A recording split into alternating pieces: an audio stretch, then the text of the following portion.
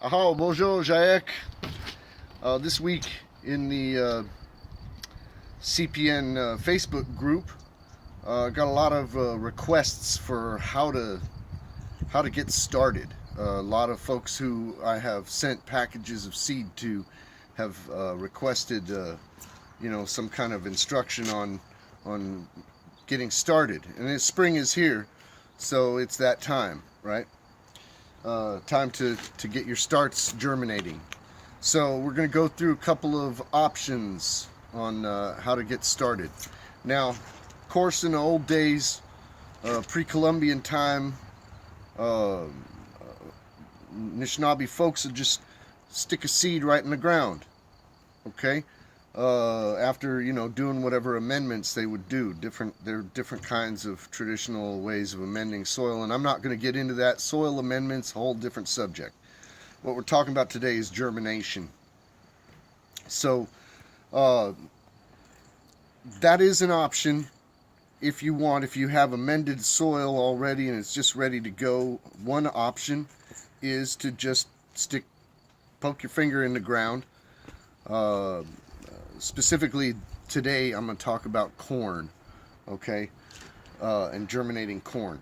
I'm going to make other videos in the coming week that will also talk about germinating other kinds of crops. I know I've sent you, if you got a seed package from me, you got more than just corn, right? Most folks, or everybody who got a seed package from me this year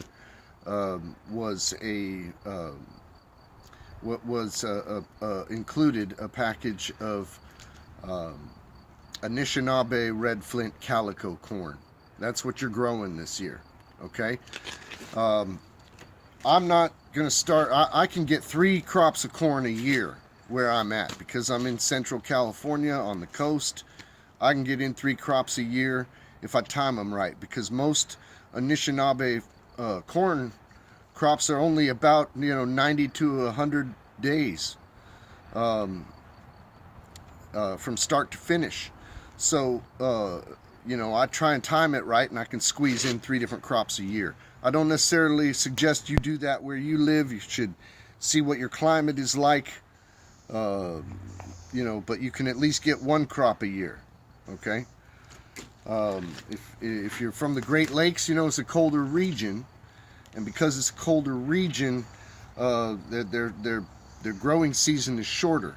So these Anishinaabe heirloom varieties, because they have a shorter growing season, they can grow. You can squeeze in more than 1 crop as long as they're not flowering at the same time. You don't have to worry about cross-pollination and hybridization. What I am going to start with this year is going to be, my first crop of the year is going to be Potawatomi white flour corn. I've made my mistakes in the last few years. I've made plenty of mistakes and sort of had to learn as I go on what I'm doing. What I am going to be starting with is white flour corn. Now, with white flour corn, one way you can do your starts is simply, get yourself a container with a small container with some potting soil in it. Poke your finger in the potting soil, down to about the first knuckle or so. Stick your seed in there, cover it back up. Water it every day. If you're going to do it like that with a container with potting soil, make sure you water it every single day and keep it wet, even if you have to do it a couple times a day, depending upon how warm it is where you're at. Keep it wet. Keep that soil wet until you see a sprout, until you've got little green sprouts sticking up out of the dirt. Then you can let the soil dry out a little bit sometimes, right? But that first beginning, you've got to keep that soil wet continuously. I don't particularly, the way I do things, I'm not starting it out that way. You're going to have some corn seeds that are just a dud, and they just don't produce anything. So what you need, or what is more efficient for me, is to, and also, before I get sidetracked, I don't want to digress too much, but also with growing, out of a pot with soil, or sticking it just in the ground, those duds are gonna, kind of waste some of your time, some of your energy, some of your materials, because they don't end up getting used, because nothing grows out of that seed. So what's more efficient for me, because I'm trying to do things on a larger scale, is to germinate first. And with corn seed, this works pretty well. Okay, now what I might do is just dump a bunch of seed into a flat container and flatten out. Can you see here what I'm doing? Okay, and so kind of spread them out, so you got one thin layer of seed, and then add water to it.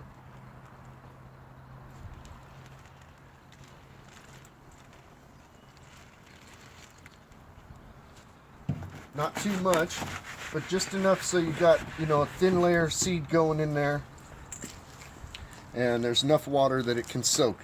Now you want to, every day, you want to drain that water off and put in fresh water, okay? Because you don't want your water to go bad. If your water goes bad, then that can actually cause different kind of microorganisms, and also like mildew and molds that will kill your seed or kill your seedlings. So you don't want that. So you make sure you change it every day, right? The best thing you can do. Now what you're going to do, I'm going to show you here. You're going to soak it. And let's get close up here on this here. Now see this little bottom piece of the corn there comes to a little point? Well, you're going to grow a big long tail out of there. All right? Now, you don't have to wait until it's, real long, but once you've got a tail sprouting out of there, that's when that seed is ready. When it's sprouted, okay? It's germinated. So, or it's germinating, in the process of germinating. You've triggered it, it's a good seed, it's going to produce a plant, because it's got a tail coming up out of there. All right, that's your tap root, your main root. Now once that has happened, that's when you need your pots with your potting soil. You make it down to about just past the first knuckle on your finger. You drop that seed in there, cover it back up, and keep it wet till you see green coming up out of it. Once you got green coming up out of it, you're in business. You're ready to go. You may not be growing enough to have, a big container like this. So, maybe some folks are going to use smaller containers, right? But the same thing applies. You want to have a layer that is just one layer deep. Don't go beyond that in the layer of corn seed in your container, and then just add water to it till they're just starting to float, and you leave that. Those are going to be your sprouts. So that's about it. Good luck, and I'll be making another video within the next couple of days.